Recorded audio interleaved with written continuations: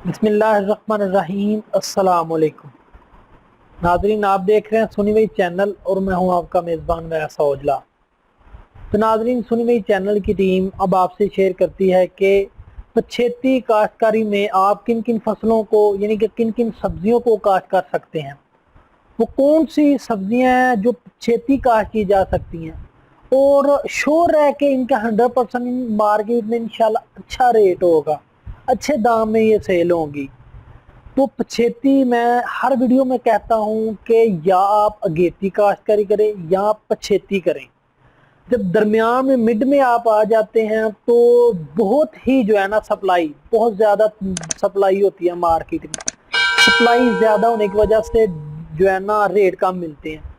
तो अगेती जो आप काश्तकारी करते हैं तो सप्लाई कम होती है, रेट ज़्यादा मिलते हैं। जो पछेती है उसमें भी सप्लाई मिड में जो है ना उसकी निस्बत कम होती है, ठीक है।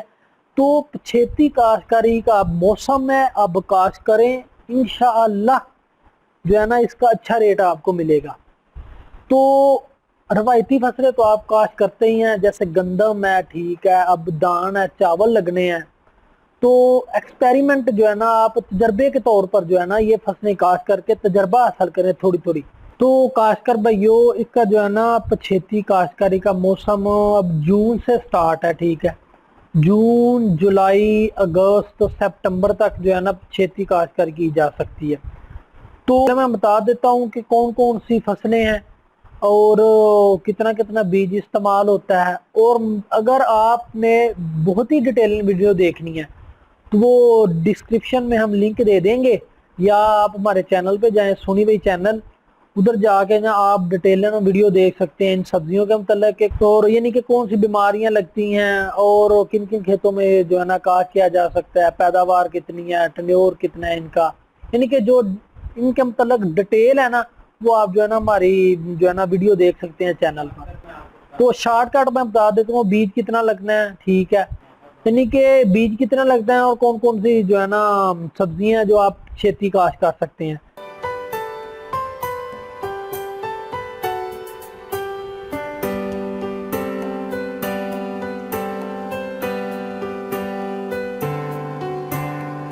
तो नाज़रीन जो है ना इन सब्जियों का मैं शॉर्टकट बता देता हूँ कि कौन कौन सी सब्जियां हैं और कितना कितना फी एकड़ बीज इस्तेमाल होना है। तो फर्स्ट ऑफ ऑल करेला, ठीक है। करेले की जो है ना काश्तकारी ज़रा थोड़ी सी महंगी है, लेकिन अब जो आप काश्त करेंगे इसका बहुत जो है ना अच्छा रेट आपको मिलेगा और यकीनन मिलेगा, ठीक है। पछेती काश्तकारी में या गेती में रेट मिलते हैं अच्छे। तो अगर आप 40 से 50 दिन की फसल को अच्छे तरीके से जो है ना तैयार कर लेते हैं, बीमारियों को कंट्रोल कर लेते हैं अच्छे तरीके से, अगर आगे जाकर कोई लग भी जाए तो उसको जो है ना कंट्रोल करना इजी रह जाता है। अगर अब भी कोई बीमारी लग गई है ना तो उसको आगे जाकर कंट्रोल करना बहुत मुश्किल हो जाता है। तो इसलिए 40-50 दिन की जो करेले की फसल है उसको अच्छे तरीके से आपने जो है ना मैनेज करना है। कोई बीमारी लगे तो उसको बर वक्त कंट्रोल आपने करना है। तो इसका फी एकड़ बीज 800 ग्राम जो है ना इसका लगता है फी एकड़ बीज जो है ना करेले का। और उसके बाद टिंडा, टिंडा भी जो है ना पछेती काश्तकारी में जो है ना शुमार है इसका।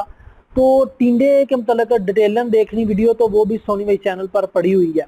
तो इसका जो है ना फी एकड़ बीज 1 किलो लगता है, ठीक है। 1 किलो बीज फी एकड़ लगता है टिंडा, और ये देसी टिंडा।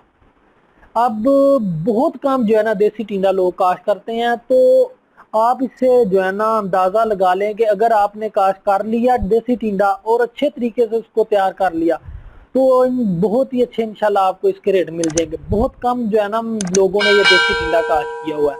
और उसके बाद बैंगन, ठीक है।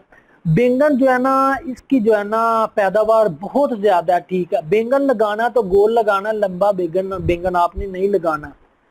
तो आप जो है ना तीसरे नंबर पर जो है ना बैंगन आ जाता है। तो बैंगन का सीड 250 से 300 ग्राम फी एकड़ लगाया जाता है।